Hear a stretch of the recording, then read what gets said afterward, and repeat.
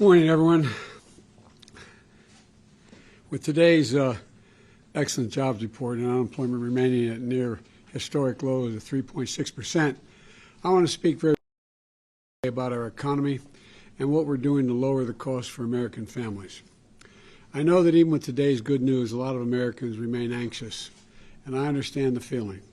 I grew up in a family about 100 miles from here that where the price of gas went up, you felt it. It was a discussion at the kitchen table.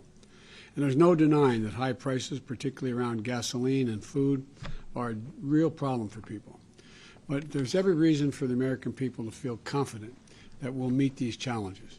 Because of the enormous progress we've made on the economy, the Americans can tackle inflation from a position of strength. It's still a problem. We can tackle it from a position of strength. The purpose that we've set out to accomplish and the progress we've made, I think, is critical. At the time I took office, about 16 months ago, the economy had stalled and COVID was out of control. Today, thanks to the economic plan and the vaccination plan that my administration put in action, America has achieved the most robust recovery in modern history, just 2 years removed from the worst economic crisis since the Great Depression. The job market is the strongest it's been since just after World War II. We've got more evidence of that today. We learned that in May the economy had 80,000 new jobs, bringing the total since I took office to 8.7 million new jobs, an all-time record.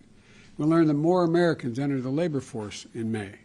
In fact, working-age people have come back into the workforce at a faster rate in this recovery than at any point in the last 40 years. That means that the unemployment rate is near historic lows, and the number of Americans on unemployment benefits has gone from record highs to record lows, with millions of Americans moving up to better jobs with better pay. And American manufacturing is booming. 600,000 new manufacturing jobs created since I took office. But it isn't only about jobs. Since I took office, families are carrying less debt. Their average savings are up. A recent survey from the Federal Reserve found that more Americans feel financially comfortable than any time since the survey began in 2013. That confidence and comfortability is part of the reason why Americans applied to start more new small businesses last year than ever before in American history. And because of our historically strong growth, we have strengthened Medicare and Social Security programs that millions of American families rely on. Yesterday, I learned that Social Security and Medicare trust funds will be able to pay benefits for longer than previously projected before we pass the American Rescue Plan. The reason? A faster than expected recovery in jobs, earnings, economic growth. It's all strengthened the financial prospects for these bedrock programs. In fact, America is in a stronger economic position today than just about any other country in the world. Independent experts have projected that the U.S. economy could grow faster than China's economy this year. That hasn't happened since 1976, nearly one half-century ago.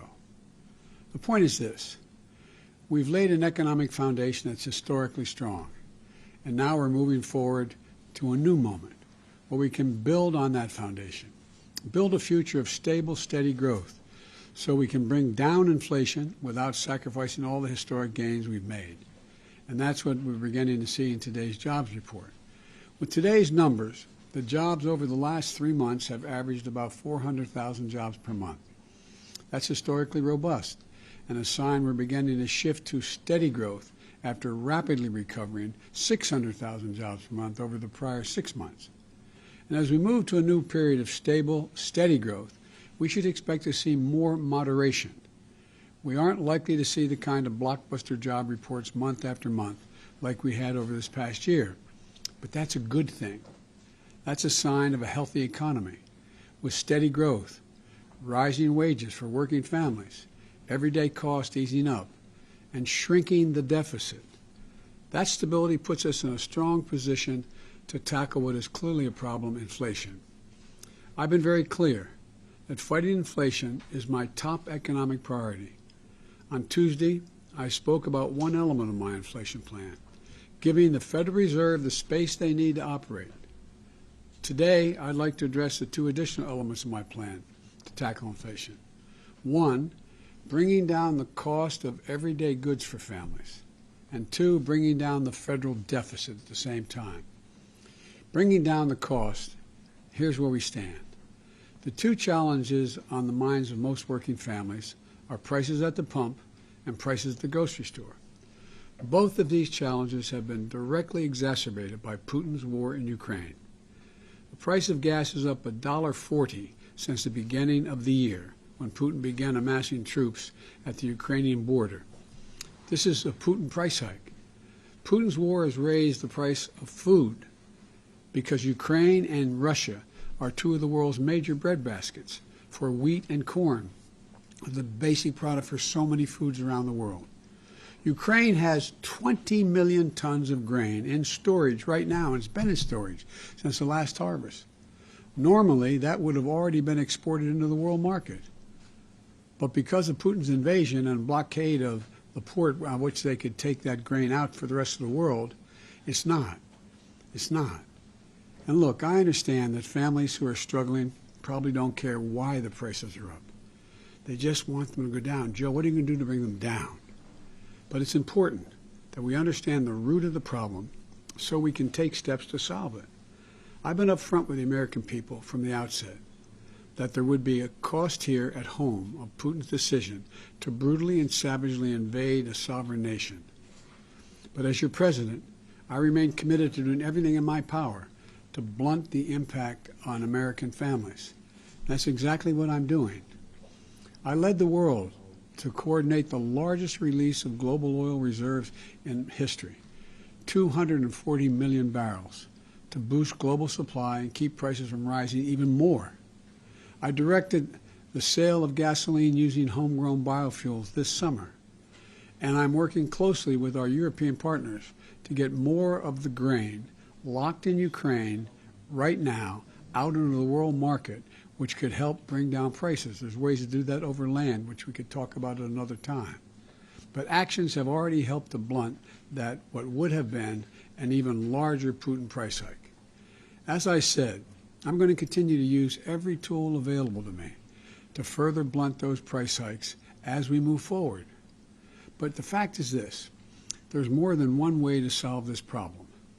If food and gas prices are going to be elevated by Putin's price hike, one way we can make things a little better for families is by helping them save on other basic items their family needs on a monthly basis, like their utility bills, their internet bills, their prescription drug bills, and other costs like housing. My goal is to make sure that at the end of the month, families have a little more breathing room than they have now. For example, here's something we can do right now. Congress could help ease the cost for families right away by passing my clean energy investment proposal that I proposed. It's been sitting there. Things like tax credits for businesses to produce clean energy, the tax cuts for families to make their homes more energy efficient. That's what it results in. I met with nearly a dozen CEOs of America's largest utility companies, such as Southern Company and American Electric Power. They told me that if we pass the investments, they'll immediately lower the average family's energy cost by about $500 a year. That would help a lot. That'd make up for a lot. In the long run, it would help families make America truly energy independent. So in the future, American families are no longer subject to the whims of a dictator, half a world away, controlling oil. It's not just utility bills, though. Lower prescription drug cost by giving Medicare the power to negotiate with the pharmaceutical companies and how much they can charge, just like they do with the Veterans Administration. Right now, more than X amount of dollars for your insulin. Well, they can decide not to sell it at all, or they can sell it at the price that the government says they'll pay for it. Bringing down the average cost of prescription drugs by capping that cost of insulin, by the way, at no more than $35 a month. It costs them less than $10 to make it. And in some families, it means hundreds of dollars a month, and sometimes hundreds of dollars a year, depending on what ailment they're trying to deal with. Someone with diabetes, for example, it's hundreds of dollars per year. Someone with arthritis, it could be thousands of dollars per year. I've laid out a plan to lower rent and mortgage costs, the largest cost most families face, around a third of a typical family's budget, because we have a shortage of housing. building more than 1 million more housing units and closing the shortfall in affordable housing in this country will do that. I've laid out a plan to lower the cost of high-speed internet by working with the 20 leading internet service providers to cut their prices and raise their speeds for tens of millions of households. This could lower what they have to pay for high-speed internet by $50 a month or more. And nearly 40% of households in America qualify for these savings. And by the way, you can find out if you'd be eligible by visiting getinternet.gov. Getinternet.gov.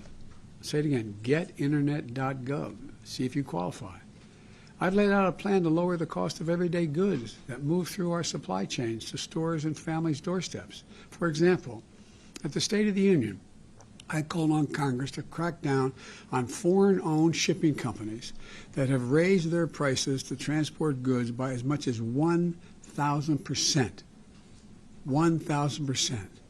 And that obviously raises the cost of the goods on those ships to consumers. The Senate has passed legislation, and I'm hopeful the House can do the same to send me legislation in the coming weeks to crack down on these companies and help lower overall cost. And my plan does all this without raising a penny in taxes on people making less than $400,000 a year, and without raising the deficit at all by taxing the super wealthy and big corporations, like the 55 major corporations that don't pay a single penny in taxes, even though they had a $40 billion in profits. The point is this: I'm doing everything I can on my own to help working families during this stretch of higher prices. I'm going to continue to do that. But Congress needs to act as well. We can do so much more if we come together to lower the cost for American families. But my congressional Republican friends, led by Rick Scott, have a different approach. He's actually introduced a plan. He wants to raise taxes on working families by an average of $1,500 a year, put Medicare and Social Security, Social Security and Medicaid on the chopping block every 5 years. In other words, every 5 years they're going to no longer exist unless they vote them back into existence. I disagree with that. What in God's name are they doing? And I'll work with anyone, Democrat, Republican, Independent, to deliver real solutions and real savings for the American people, not take money out of their pockets. Now, the other element I'd like to address that has impacts on inflation is to lower the deficit. The reason this matters to families is because reducing the deficit is another way to ease inflation. My friends on the Republican side like to paint me as the big spender. But let's look at the facts. Facts matter. Under my predecessor, the deficit exploded, rising every single year he was in office. Under my plan, we're on track to cut the federal deficit this year by $1.7 trillion. Hear me now? This year by $1.7 trillion. That's a fact. The largest decline in American history. And by the way, those aren't White House projections. They come from the nonpartisan Congressional Budget Office that you and the press and everybody around the country legitimately quotes all the time. That progress on tackling the deficit was not preordained. It was my economic strategy, built into our historic recovery, that we didn't anticipate a war in Ukraine at the time. Historic economic growth that not only helped tens of millions of families move up, it has helped our federal deficit come down. And now, because of that strategy, we're on track for a deficit to take up a lower share of our economy than it did before the pandemic. In fact, the Treasury Department is planning to pay down the national debt this quarter, which never happened under my predecessor. Not once. Not once. Because unlike my predecessor, the deficit has come down both years I've been here. I propose a plan to keep shrinking that deficit by making common sense reforms to our tax code, leveling the playing field internationally so that the biggest companies no longer have an incentive to shift them overseas to make their product because they get charged less in taxes and avoid paying their fair share of taxes here at home. We put together a multi-nation initiative that I'm hopeful will come into play at the G7. And ending the outrageous unfairness of our tax system allows billionaires. Look, if you can make $1 billion, I'm all for it. Just pay a little bit of your fair share, you know? Just pay your fair share. Billionaires pay a lower rate than a teacher or a firefighter. The bottom line is this. Part of the reason I ran for president is because I was tired of trickle-down economics. It doesn't work. My plans will produce the strongest, fastest, most widespread economic recovery America has ever experienced, with record jobs, new record small businesses, and wages rising. It's the foundation for an economy that works for working families. Because of that foundation, we're better positioned than any country in the world to overcome global inflation that we're seeing and reach a new chapter of stable and steady growth. So let's come together and focus on what matters. Let's build on the extraordinary progress we've made. Let's continue to build this economy from the bottom up and the middle out. When that happens, everybody does well, including the very wealthy.